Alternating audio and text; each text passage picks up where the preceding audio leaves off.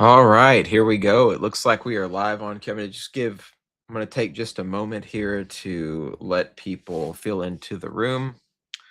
And I hope I have maybe a better lighting situation here.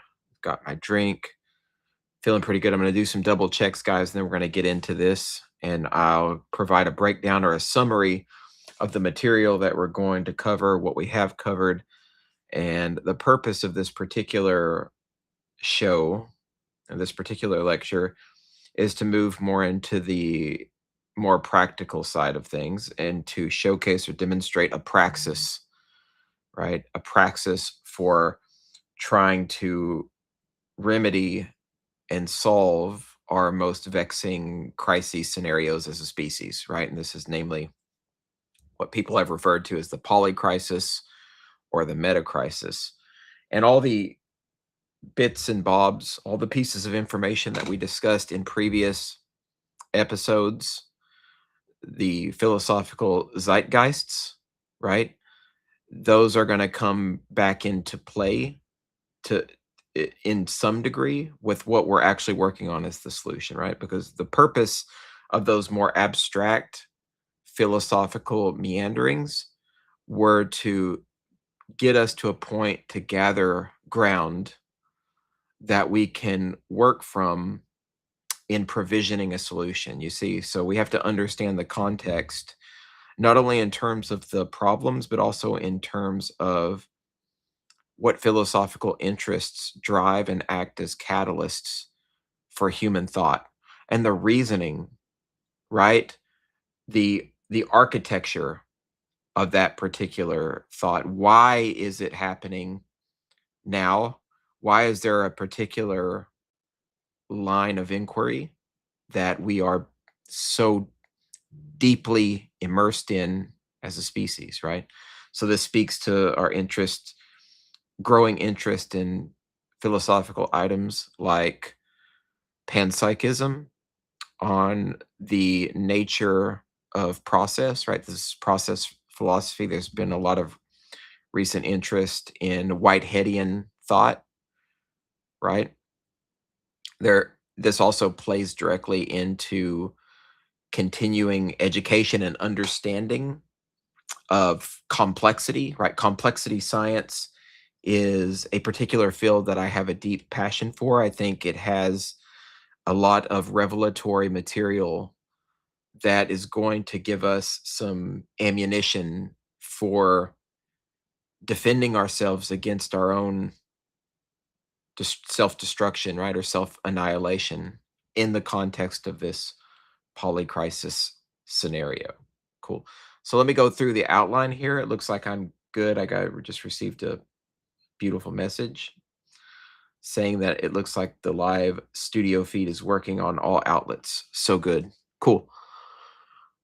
All right, so where we're gonna start here then is with the problem. I'm gonna have a traditional problem and solution set up for this particular talk because I'm gonna try to do a little less abstract philosophical rambling, a little less meditational inquiry, and a bit more, what can we do? But I do want to state the problem very clearly.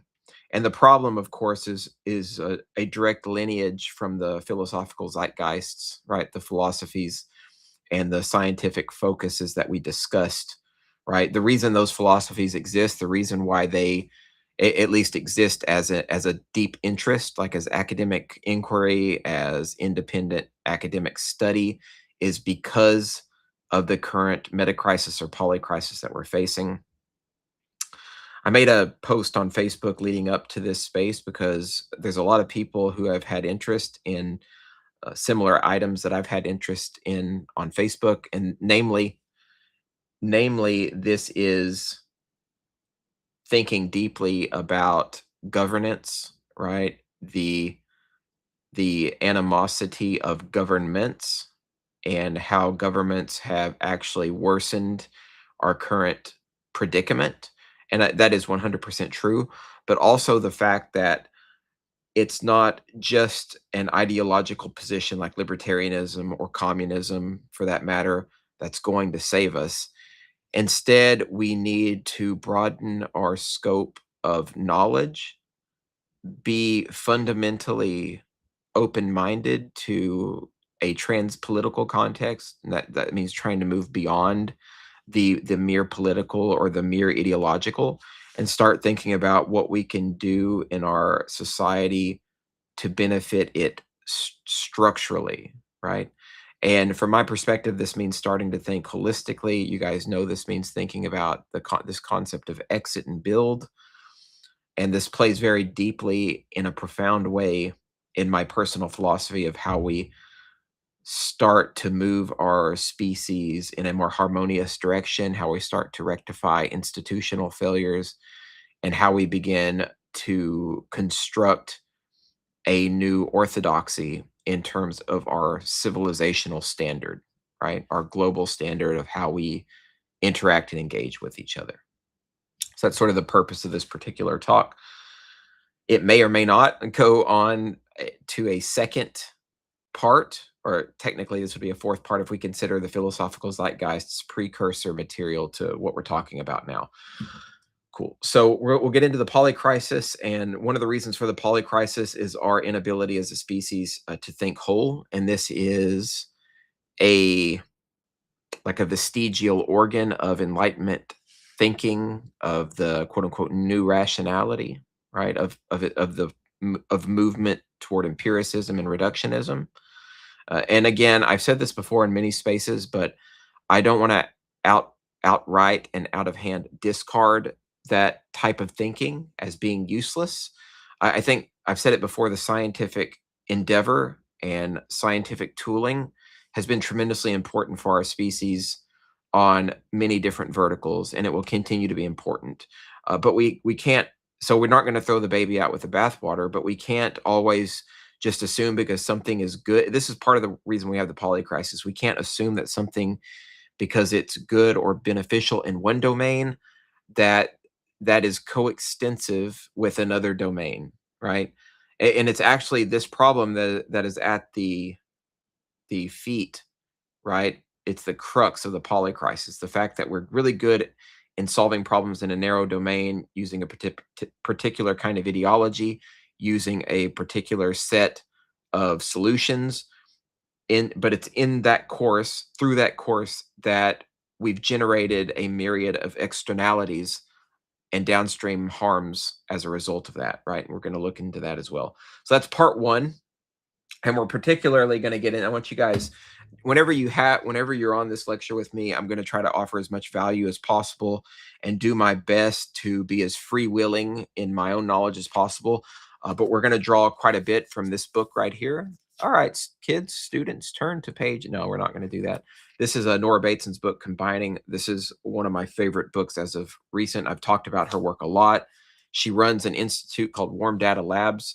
There's a chapter in this book, let's see, that is a must read. If anything, if you don't want to read the whole book, if you go back to this section on page 129 called, and it's What is Submerging? What is Submerging is a very interesting analysis of our current global predicament. And this is material, by the way, and I'm not trying to pick on the anarchist literature. I think there's a lot of good material there, but this is the kind of think that you're never going to see in like a typical libertarian type of book. Like in libertarian orthodoxy, the material that's discussed here is not material that you're going to see in their discourse, right? Especially as they frame a lot of the problems as either moral issues or economic issues. So where we move afield from that type of thinking is that we're beginning to test the waters of having an ecological attitude, of having an attitude toward holistic inquiry and holistic thinking. And that's really important. It's been important and critical and crucial for my own thinking and my own understanding of our current predicament. So we're going to get into that. And then on number two, we're actually going to get into the whole purpose of why I started doing these lectures in the first place, because the book that I'm currently working on, which is admittedly taking a tremendous amount of time and not something that I have not a resource I have a lot of right now. The we're going to discuss the parallel mind as the solution to this problem. And this is where we move afield from any type of statist solution, any type of ideological solution, and we're starting to look at a holistic solution, right? Cool. So let's first talk about, let's set the field and set the stage for the problems that we're dealing with. And you guys who have been on the space and are dedicated to listening to this stream, I know that I'm talking about a lot of similar materials, so but I'm going to try to tackle things from different angles as much as possible, and I'm also going to try to bring in new relevant information as it occurs to me, right? I'm constantly doing research as I get into these lectures. Okay, so what we're facing right now as a species is an interrelated set of dynamical problems. What I mean by that, they're all connected. And by dynamical, I mean they're in a constant state of flux or change that has been referred to as the polycrisis, right? And the polycrisis is not just a laundry list of crises scenarios that we are beset by as a species. The polycrisis, my friends, is a it is the series of crisis scenarios such as the threat of artificial superintelligence, global planetary ecological change, potential climate warming, pollutants, oceanic dead zones, microplastics, threats from synthetic biology, right? From developmental biology, the creation of new synthetic organisms, its merger with artificial intelligence. Those are all potential threats. Also, governance failure threats, meaning crisis threats. I can continue to name them, but I think I have painted hopefully a vivid picture of what is happening, right? The portraiture that we're looking at here is a state of calamity. And there's something that I haven't said before that I want to address here. There's this constantly throughout, and this is probably something most critics would probably want to talk about, is that when you talk about issues like the poly crisis, this is simply a new flavor of apocalyptic thinking, or a new kind of apocalyptic thinking with a new with new wrapping or a new presentation, right? Because there's always been apocalyptic or the human species is coming to an end, apocalypse is coming. Those stories are as old as the Bible, right? They're biblical in nature.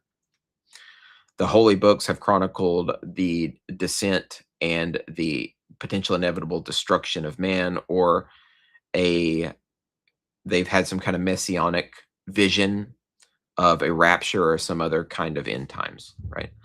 So I would agree with that. I would say that typically we want to be cautious about end of times type of scenarios, but I'm approaching this differently here by saying this is a huge, what we're going through, first of all, is an opportunity, right? A crisis can mean many different things, right? A pregnancy is a crisis, but it's also an opportunity for the creation of new life, right? So what we're in the midst of is a massive opportunity. This is the difference, or this is both what we can refer, this is, the concept of emergence also has the term emergency in it. So emergence is something that's being brought into the world. It's emerging from something that is submerged. We're going to get into the submergence bit here in just a little. And then the emergency is the fact that during emergence, when something new is being birthed into the world, when something new is coming in and taking shape, that also potentially represents an emergency, right? A crisis. So I think this crisis that we're undergoing as a species right now, this polycrisis, is not just a signpost, right, on the deck that is providing a warning that we're heading to the end of times or the end of history. That might be part of it, but it's also about transformation of human consciousness, of human thought, of our perspective on technology, on our relationship to the planet and planetary consciousness. It is about transformation of our deep psychology, right? So there's a psychological component of this. But I do think that it is possible if we don't take a particular kind of action that we can indeed self-destruct. Because I don't want to be, right? I don't want us to be here just another end of the world cliche. Because what we're talking about are real identifiable and verifiable problems, not only statistically, but also empirically, right?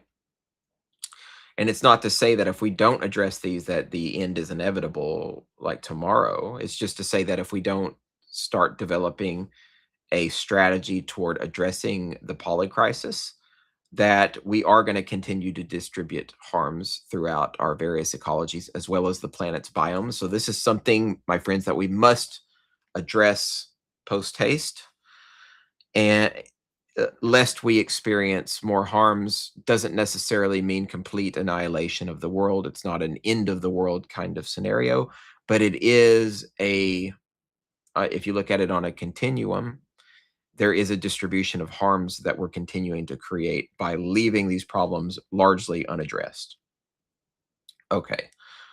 So somebody that I want to mention a name as we're discussing this, and it's someone who I recommend looking into to get their take on the polycrisis because they're who I would call the preeminence polycrisis philosopher of our time, and this is Daniel Schmachtenberger. By the way, Daniel Schmachtenberger is part of a larger field of interest that has become more popular called the existential risk or existential crisis field. And people in this field are deeply concerned about all of the threats to human significance, to human longevity, and to our species overall, and also to our planet. So this existential risk space has grown, and there's also been other elements of this space that have developed as well. And this is largely like civic tech organizations and gov tech organizations who are focused on trying to remediate, right, a lot of these problems that we're facing. So Schmachtenberger has also talked about the poly crisis. Sometimes he refers to it as the meta crisis. And now we're going to get into the details of why this situation why we got ourselves into this situation, which is a huge part of this. And I'll get into combining and Nora Bateson's work as well. So effectively, what is going on? Why are we in this situation? Is it just inevitable? Is there's something that's a part of human psychology or a part of who we are that necessitates that we would build up this type of environment that we live in that has produced this poly crisis scenario? Is it because we have just something about our nature that leads to this situation? And this is, by the way, one of the same kind of arguments that people hear a lot about who are anarchists, right? People who are anti-anarchist. And this is something that the anarchists are typically right about.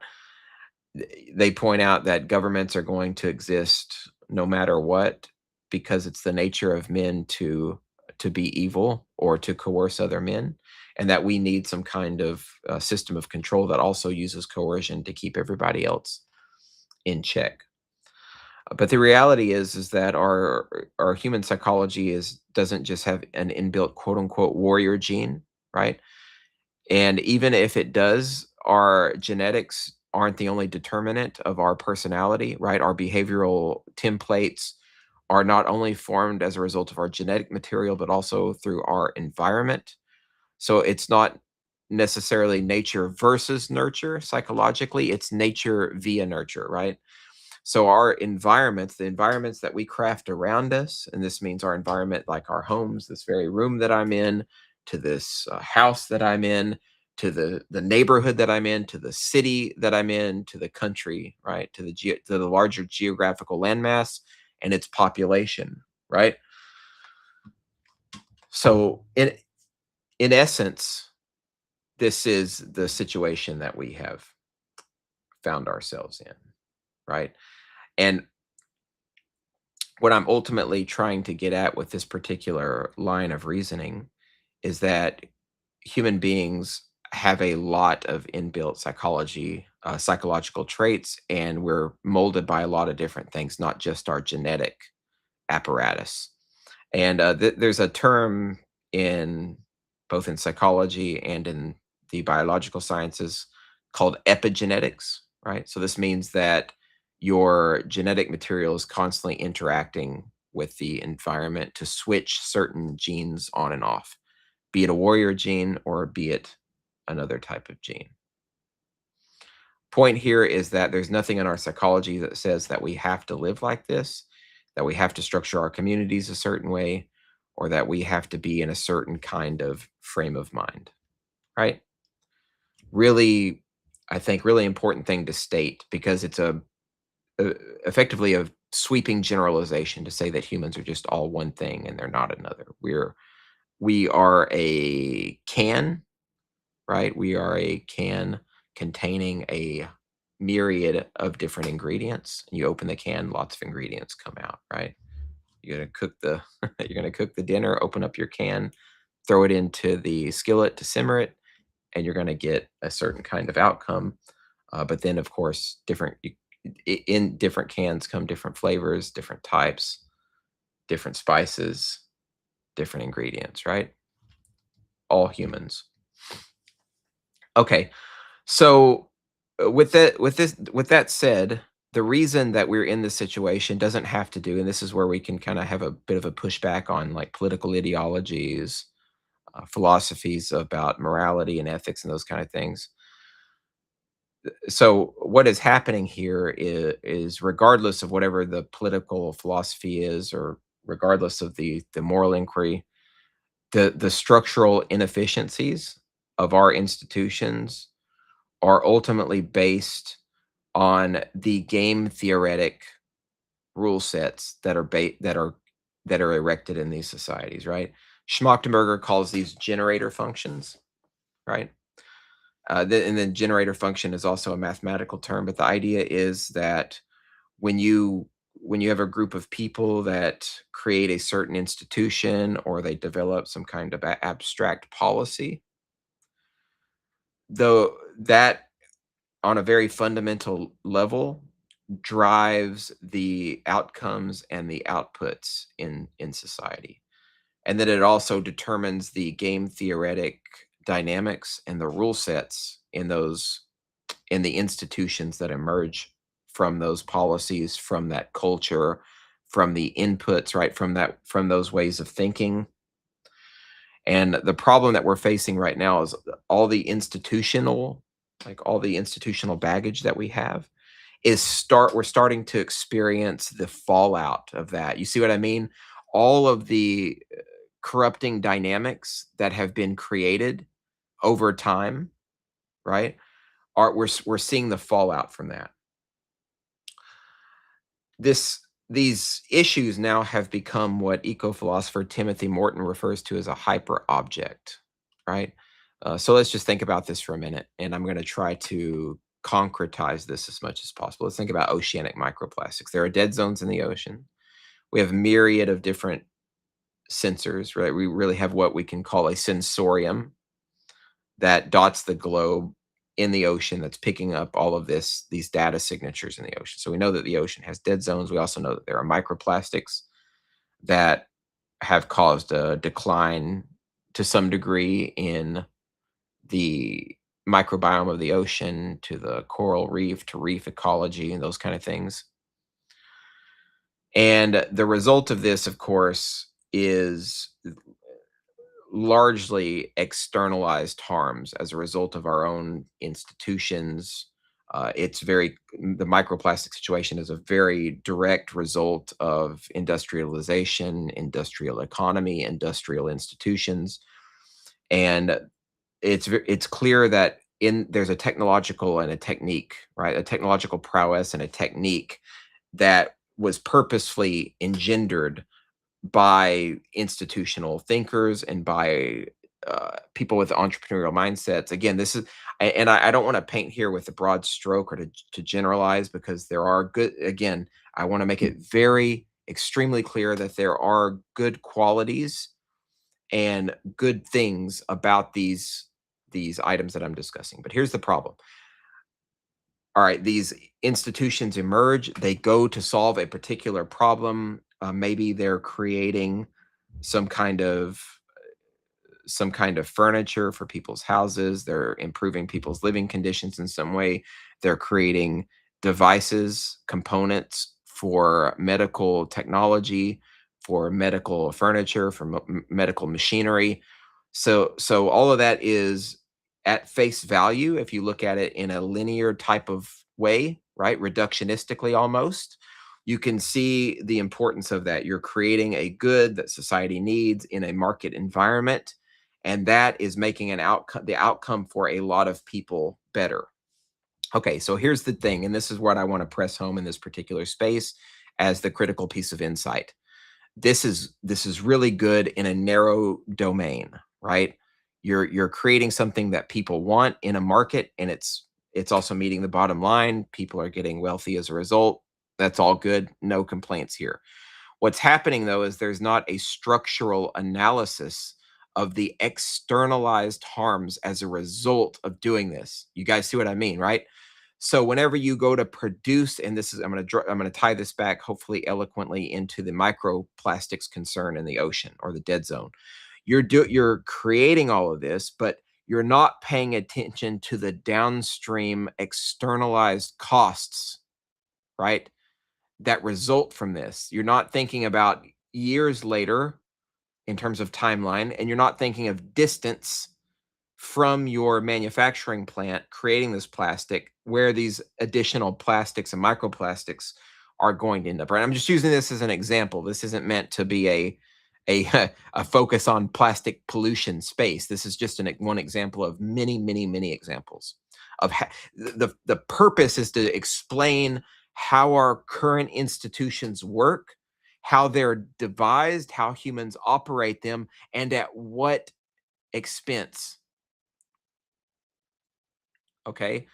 So, yes, we created the necessary products for the gear and the equipment that the hospital needs to help save people's lives. All good. But we also created a bunch of downstream harms that may not emerge, right? Emergence, here it is, as an emergency years later. Okay. And that's exactly what is happening. And this is why these problems like oceanic microplastics, Timothy Morton specifically refers to as an hyper object, because now the problem has scaled so infinitely that it moves beyond our own timelines of living. It moves beyond our perceptual understanding as individual agents. And now it takes a sensorium, it takes computational methods, possibly even a kind of machine intelligence to understand the full scope of the problem and its ramifications over planetary timescales, not human timescales. And so this makes it profoundly difficult for us to solve these problems. And the solutions for these problems, when you see people discuss these on podcasts, and you even see the experts in the space, even people like Schmachtenberger talk about it, it's much easier to talk about the problems, to analyze the game theoretic dynamics involved, than it is to discuss what the fuck can we even do about it, right? So, and this is not to say that Schmachtenberger or all the rest of them don't have good solutions. I think Schmachtenberger so by the way, he wrote a paper, write this down, I recommend checking it out over at the Consilience Project, called Development in Progress, I believe is the name of the paper. And in this, this is where him and his team come up with their solution. I can talk about that a bit right now. Their solution is called yellow teaming. So yellow teaming is an institutional fix. It's basically saying that startups and entrepreneurs, corporations, you know how sometimes they implement what's referred to as red. You've probably heard of red teaming. Red teaming basically means you are field testing a product or a technology for vulnerabilities, for places that it can be exploited or hacked, right? And so you're doing that so you can rectify those and solve it so you have a better product that's better for its customers. etc. Right? Basically, you're creating a strike team within your own organization to go after your own product. So yellow teaming is a bit different. Yellow teaming is about anticipation. It's about anticipating what problems you might produce downstream. I think it's a perfectly fine solution. The problem is providing the network of incentives to get organizations and companies to adopt yellow teaming. Yellow teaming is currently going to be tremendously difficult to adopt. I think it's a good again, I think it's a perfect solution to help fix some of the structural issues, at least on a company level or a company layer. But when the incentives are all geared around the, kind of winner take all finite game, people like James Koss, et cetera, talk about, then it's very difficult to want to implement something that takes time and that takes money to actually make it viable in a competitive market ecology. So, and by the way, this is another topic, but this is also why we've seen recently in this new parallel society ecosystem that's emerging. And I'll talk about this more when I get to the parallel mind section, but in this ecosystem that's emerging, there's way more interest in public goods benefits, optimizing for public good funding. There's more interest in novel funding methodologies and techniques like quadratic funding and deep funding in the technology space. And the reason for this is because even if it's not an obvious front of mind conscious thought, and I think in this space it mostly is, these are very intelligent people working in the parallel society space, at least, half of them. We can talk more about that. But the idea is that they see that there is structural problems with trying to solve or remediate the poly crisis because the incentives are so fucked, right? In an environment where you're simply, and this is also where the libertarians and voluntarists kind of get it wrong, and there's too much masturbatory thinking about markets being just an overall good, right? Don't get me wrong. Again, we have to be nuanced in our thoughts. We have to be able to compartmentalize. Markets are good in many different domains. But one of the biggest problems is that the incentive structures that naturally emerge on markets between buyers and sellers, entrepreneurs and innovators, is one of trying to appease stakeholders or appease customers. And the problem is in cost benefit analysis, you don't account for the externalities that are produced as a result of that. So this is the same issue that emerges when we try to implement things like yellow teaming. It has a very difficult time taking a foothold in a company or a startup because it doesn't produce immediate results or immediate value to a shareholder or a stakeholder. This is a market failure, my friends. This is not a governance failure in the like governmental sense of the term. This is a failure in the structure and the function of markets and market dynamics.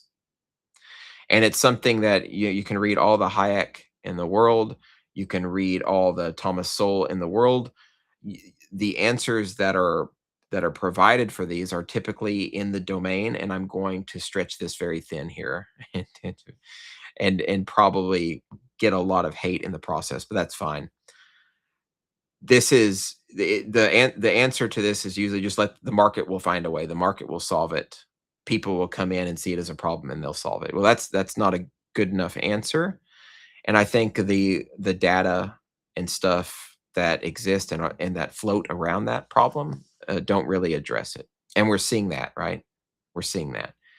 And of course, the typical like libertarian response is to blame the state, right? Well, if we had actual real capitalism, there's like this no true Scotsman fallacy, then it would actually work. So my response to this is very nuanced. It's not let's just have the state work on it, right? Whether the state is one of the worst, it's like one of the worst culprits of exacerbating game theoretic lose-lose dynamics, right?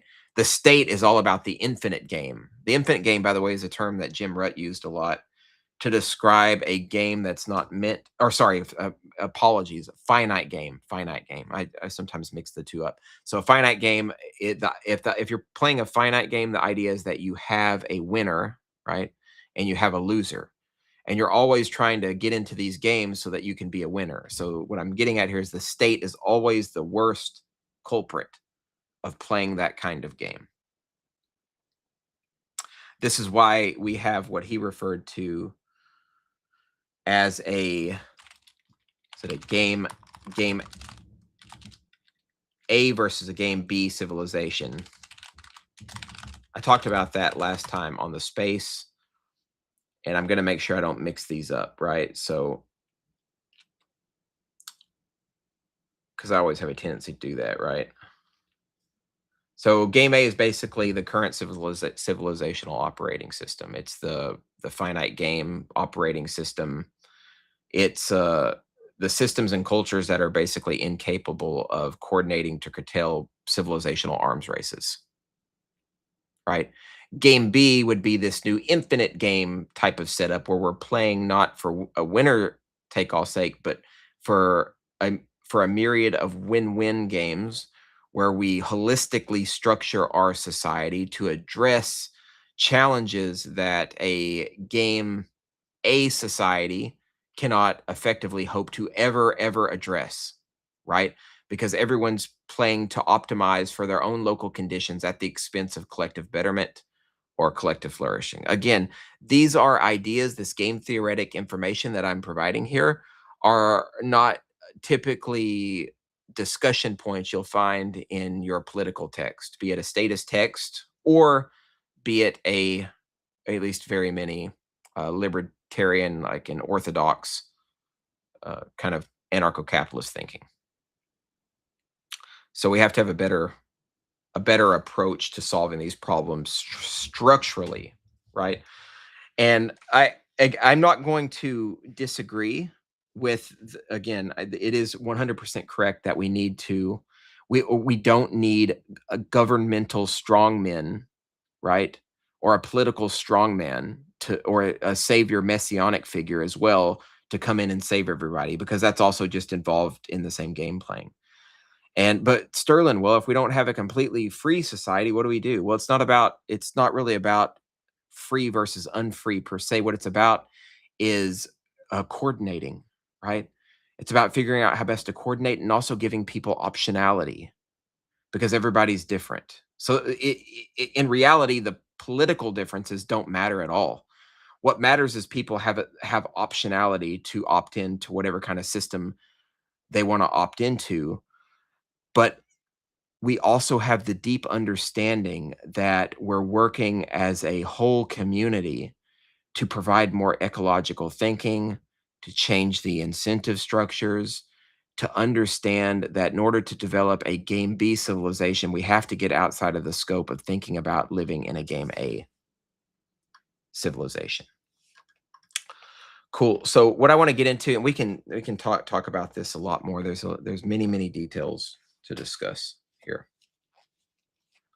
And I can go down the rabbit hole of getting into debate, and we can do that. But I want to move the dial forward here. Maybe next time we can spend a bit more time on this, and we can iron out all the different intricacies of this. But ultimately, what it's about is about exiting, not just physically exiting, but spiritually, mentally, and culturally exiting systems that are in the wrong game mode. You see what I mean?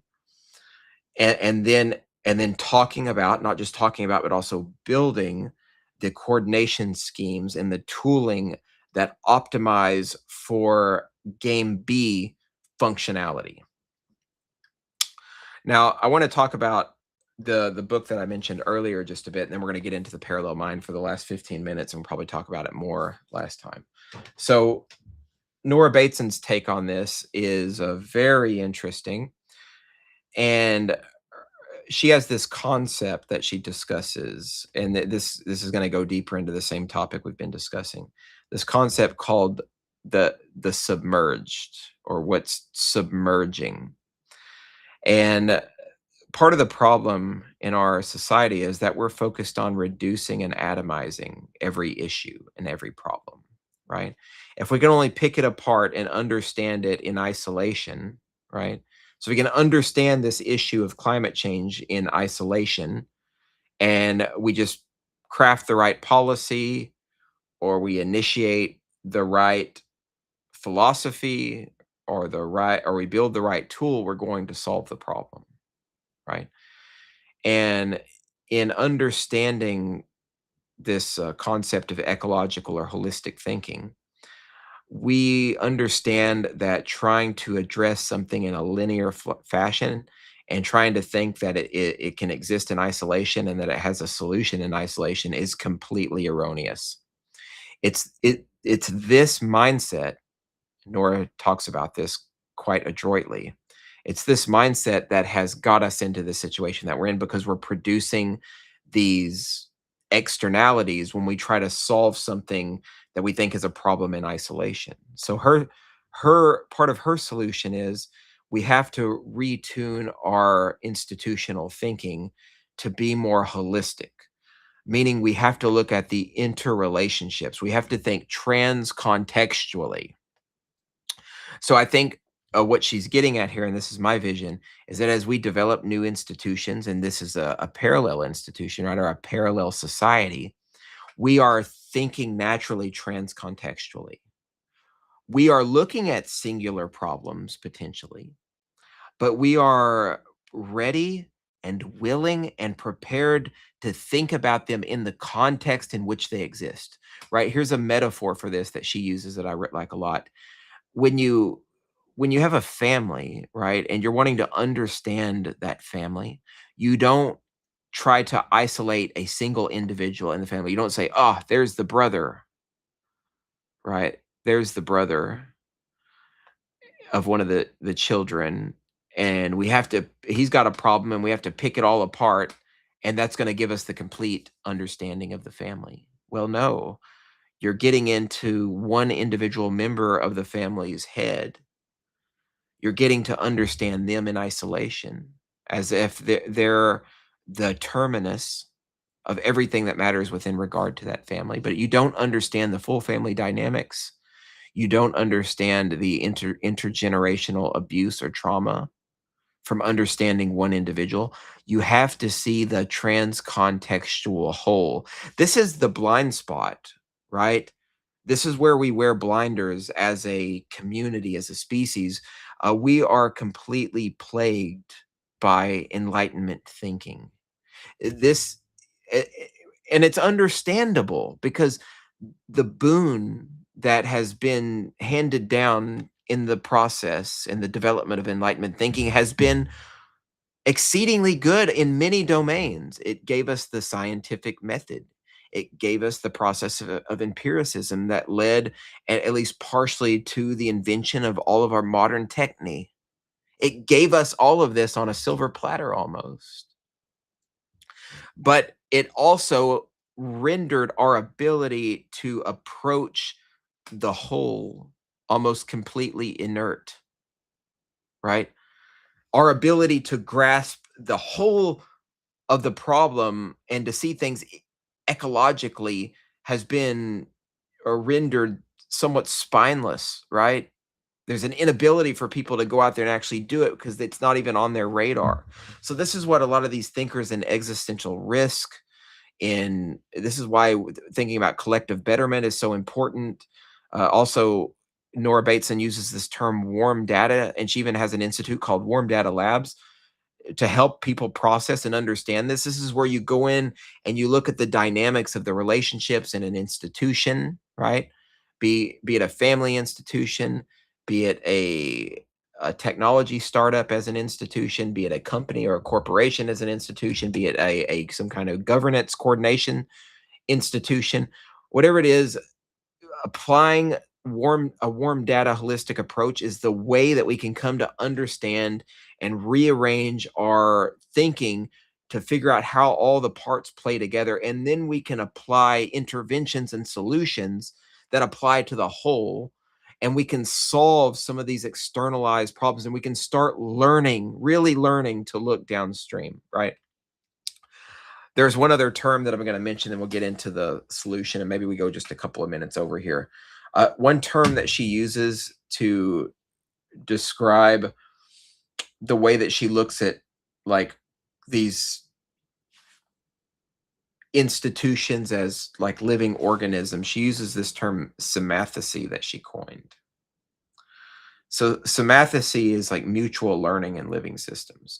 These living systems, they come together, they're engaged in mutual learning, right? The family has these dynamics.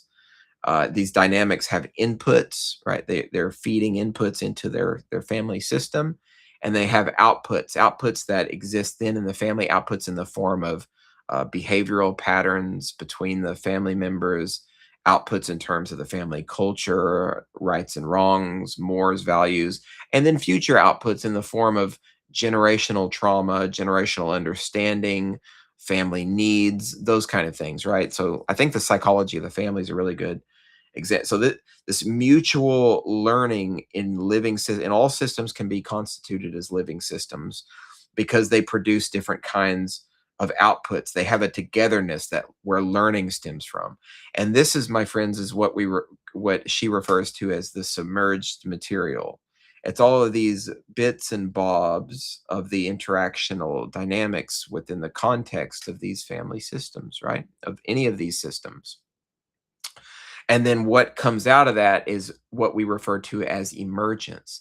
And if those dynamics are somehow broken or create maladapted outputs, well, now we've created the necessary and the sufficient conditions for not only emergence, but emergencies. You see, it's this constantly dynamical process that has led and resulted in the polycrisis that we're currently facing. It's part of it's a lack of imagination, a lack of our ability to discern the parts that have caused these problems. And instead, way too many of our most professional minds are embedded in reductionistic thinking, atomizing parts of the whole, and thinking that parts of the whole are what caused the problem. Well, no, the problem was caused through a myriad of transcontextual memes, transcontextual circumstances, activities, and happenings that caused this particular outcome. This is part of what it means to be in a transformational phase as a species, embedded in a paradigm shift of the way that we think about our environment. This is why complexity science, holistic thinking, and collective betterment, process philosophy, all the items that we discussed in the philosophical zeitgeist have come to this point. This is why the thinking is here. This is the next transformation in human happenstance, in human thinking, in human mentation, right? In human technological development and tooling. This is why these are so important. We're changing and trying, or at least trying to change the way that we think about processing problems and trying to integrate. It's an integrative process, you see? Now, this is where what we're building here and what I have come to talk to you about comes into play. And I've left very little room for this part of the discussion, but that's okay. We'll cover this more. I think I'm always like, we'll get to this right next time, but I think I will take a bit more time here and we'll discuss uh, various parts of this. So my personal solution to it's not I wouldn't say that it's a solution necessarily just to solve the poly crisis. That is very audacious, but it is a solution to help amplify this move into transcontextual thinking, into holistic problem solving, and into a new container for us to unleash these types of thoughts so that we can move into this transformative mindset. So I refer to this as the parallel mind. And as you see, we've moved away from the raw philosophy of abstraction. We've moved away from thinking about these issues in terms of concepts. And we can talk about more about what we can do to facilitate this kind of change and to enact it. And I think some of it is happening kind of autonomously, right? Just through the process of trying like one of the things that we constantly do as a species too is get out of bottlenecks, right? Try to reduce frictions. This is all about startup mentality. Startup mentality is about reducing frictions. It's about producing services that people want. It's also about bucking the system in a lot of ways, right? This is part of the whole Silicon Valley mindset. So one of the things that's happened as largely a result of this mindset, and this is one of the good points, is that we have begun to experiment with parallel communities and parallel societies. The really beneficial, the really beneficial part of these parallel societies is that they allow for human governance experimentation, for coordination experimentation, and for technological experimentation. And if you'll remember everything that I've said previously, not in this space, but in others, having the ability to build new experimentation governance models from the ground up allows us to think about the problems that we're facing differently. It allows us to surface materials that are usually submerged. You see, thinking about Nora Bateson's work, it allows us to focus on the interrelational dynamics of systems. It allows us to engender new types of organizational models that take into account the fact that we are biased toward reductionism, isolationism, and governance schemes that result in corrupting dynamics, right? So we are on the precipice of inventing a new way of organizing and a new way of thinking as a species. And the parallel society ecosystem is the petri dish that has allowed for this like spontaneous development of the new paradigm. This is great news. This is kind of like a gospel that we have to evangelize for and bring this to the people. We have to expose this strange attractor called the parallel society ecosystem as an incumbent life form or life force in a new modality of living, right? Never before have we had an opportunity to really experiment with governance schemes in ways that prevent people from getting harmed in the process, right? I've said this before, but the democratic operating system has failed and it's going to continue to fail. And it was going to fail at the start because it wasn't really an experiment. Everybody referred to as democracy as this grand experiment, right, in government. But it wasn't an experiment. Where was the actual data that was ingested as a result of that? Where were the experimental procedures? Where is all the data housed and stored? What further experimentation was conducted as a result of that? What new models and forms were produced? Arguably, somebody would say, well, you have Switzerland. That's kind of a new model. Well, that's one model that kind of works that has a loosely a half life of the democratic operating system in place. But mostly, it's just been some form of a democratic republic that has been reproduced, which has largely, I think a lot of us here would agree, there's anarchists on this, and I still agree with this concept. It's failed ultimately and horribly, has undeniably failed. And there are a lot of people in denial of that fact. But the point that I'm making here is that it was never an experiment, and it was definitely not an experiment that worked. And if we were experimenting, I think we would be honest about it and say that it failed because we have the data to support it, but there's no data, right? So democracy was just copied and pasted all around the world as the ancient regime fell, right, during the Enlightenment period. And everyone just thought it was going to be great, and that was a harbinger of freedom just because some guys wrote it down in a constitution. False. But now we have this is an actual moment in history. We are experiencing a new moment of civil restructuring and civil retooling. I refer to this as the parallel mind because I think it's even deeper. I think the right. I think the mouse has found the cheese. I think this is a different.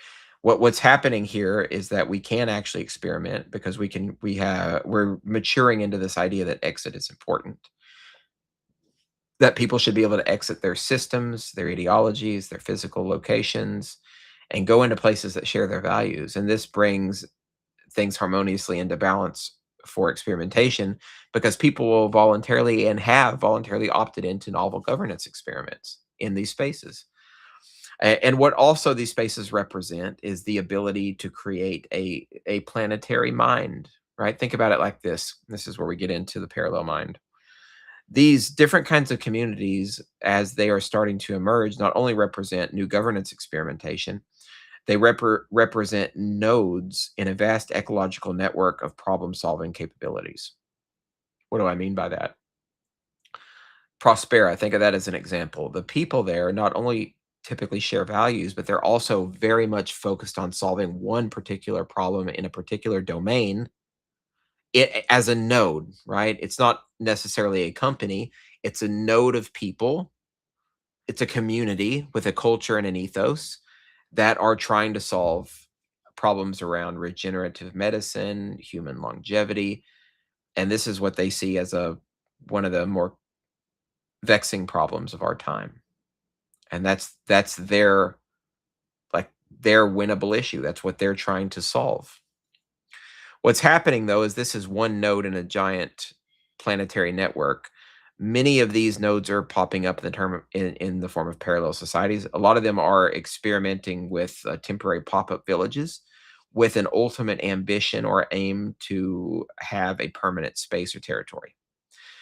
And what this means is as this continues to happen worldwide, these communities have a typical regard for focusing on their one problem or their one issue. There's already communities that are focused on healing the planet in a variety of ways, protecting its biomes, doing regenerative agriculture, doing bioremediation, thinking about environmental problems. More and more communities focus on these and crop up around them. This represents node networks with physical locations connected to the cloud. What this really is representative of is a kind of hive mind, right? Or what Pierre Teilhard de Chardin called the noosphere, right? The noosphere is an interconnected network of agents and communities that solve a particular problem. Now, what I think this looks like, and this is from my own development of the parallel mind, is these look like parallel processing nodes in computational architecture. So it's the architectonic imagination of the computer god, right, or the computer divinity. How does this compare, right? In MPP and massive parallel processing, what you have and what you get are material gains in computational capacity, in the ability to scale those networks, and the ability to problem solve leveraging subroutines and subtasks. This is very natural of parallel processing, and most of our computer architectures leverage some type of in parallel processing. So what this looks like, these nodes, and I wrote about this on over at Counter Governance via the parallel mind work. But what this looks like is we're developing a parallel computational architecture for the planet, right? A planetary mind, a computer mind, a Gaian mind. Because what the human beings in these networks are doing is they've developed the machine thinking capabilities to solve these problems and to tackle them. And I think this gets at the problem of dealing with the hyper objects. It also tying this back into what we took so much time to talk about earlier in this stream is that it gets to solving like the transcontextual issues because these communities can focus, yes, on their singular problem, but their governance solutions are deeply transcontextual in nature. They're looking at the problem in its greater context. They can view these issues as hyper objects because they have the technological infrastructure, they have the deep focus, and this in context m- gives us a way to scale these problem solving capabilities to such a degree that we can tackle these issues and simultaneously because we have worked out our governance problems and our coordination issues in these communities at least to some degree, we are no longer optimizing for the individual's collective, or sorry, for the individual's local optima at the expense of everyone else. Instead, the optimization is around the collective problems and around the community.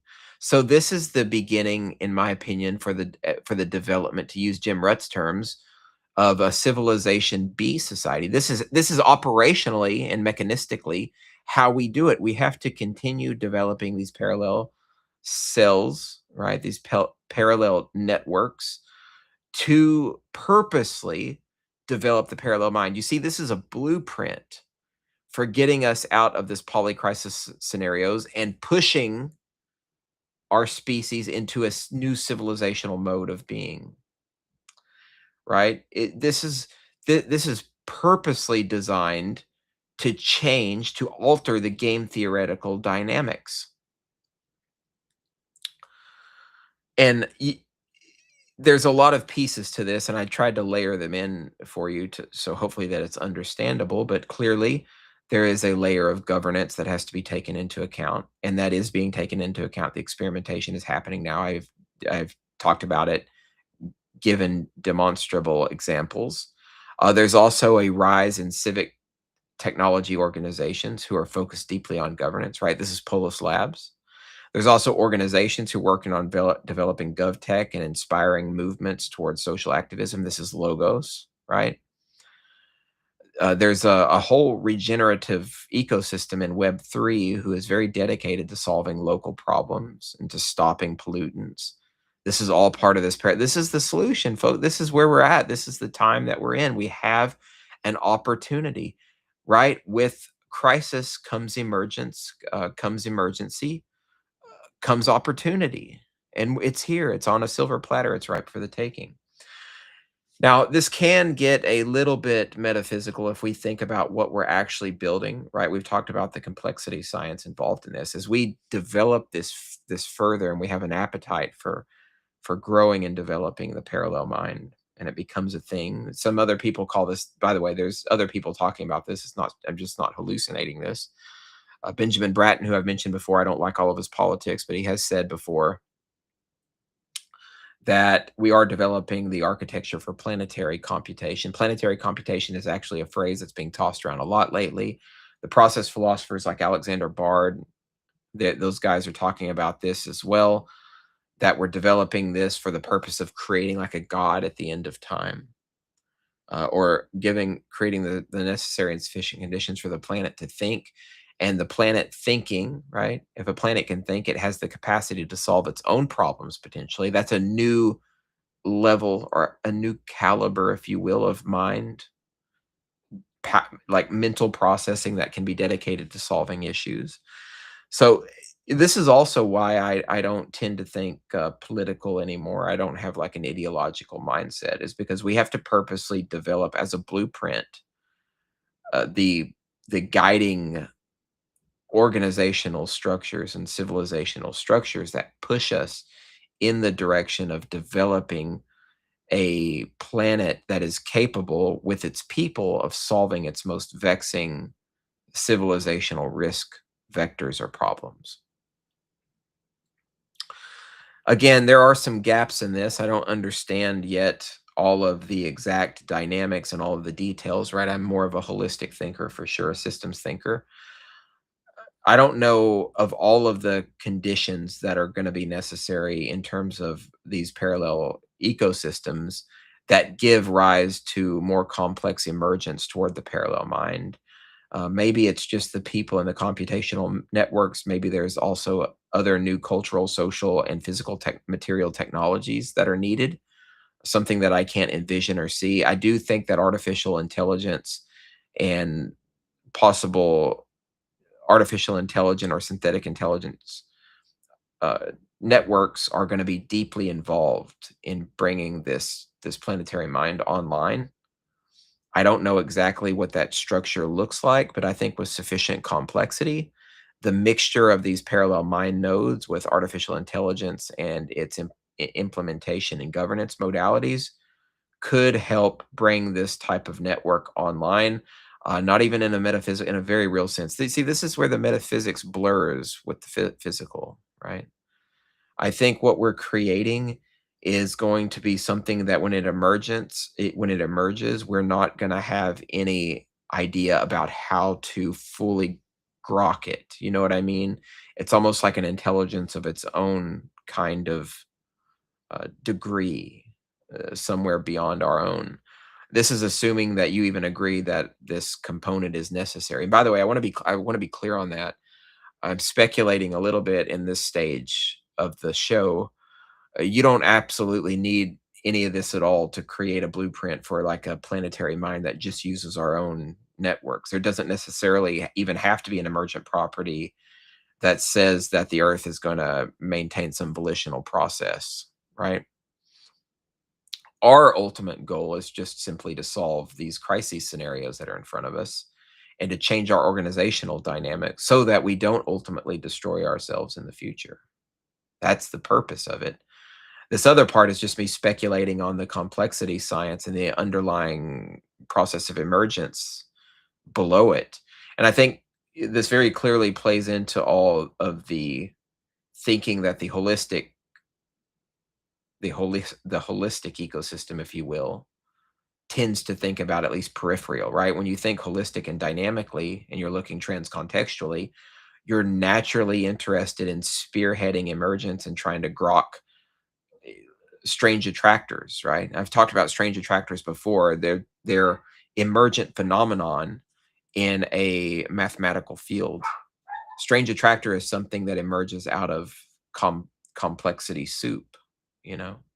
You can see it, you can see it forming, and it's something that seems to make informational sense in this space or this field of, seeming disorder and complexity, right? So, it's our job now as becoming holistic thinkers to see these strange attractors and to grasp them, and by strange attractors, I mean these attractors that are emergent properties in the field of our technological advancement, in the field of our cultural advancement, grasp them and move the dial forward, right? Like parallel societies and parallel governance and parallelized architectonics are strange attractors, my friends.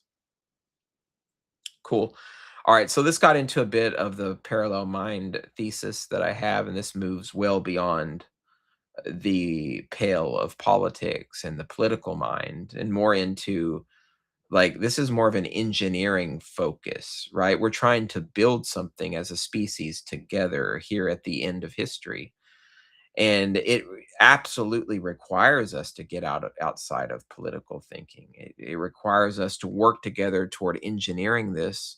And I also don't want to couch this as being like transhumanist per se, because it doesn't necessarily mean that we're augmenting ourselves to become bigger than ourselves.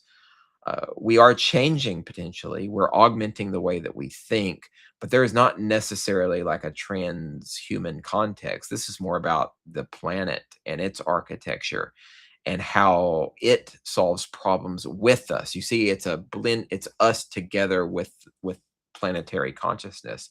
And our technology just so happens to be along on the ride with us, right? Cool.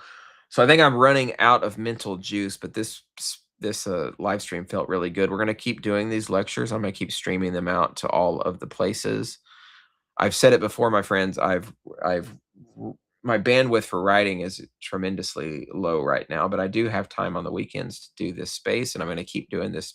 Well, it's really just a live stream now, not just a space, but it's being transmitted basically all online.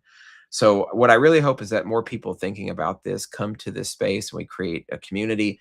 I am, by the way, going to do my best to post the Parallel Mind Telegram chat into all the spaces, right? Into all the live streams that I've transmitted out there so that people can join the community and engage in the conversation because I think it's a conversation that's worth having, right? Regardless of whether we're arguing over the domain of how it's happening or whether we're actually working together to synthesize this new reality that we're moving into. Cool.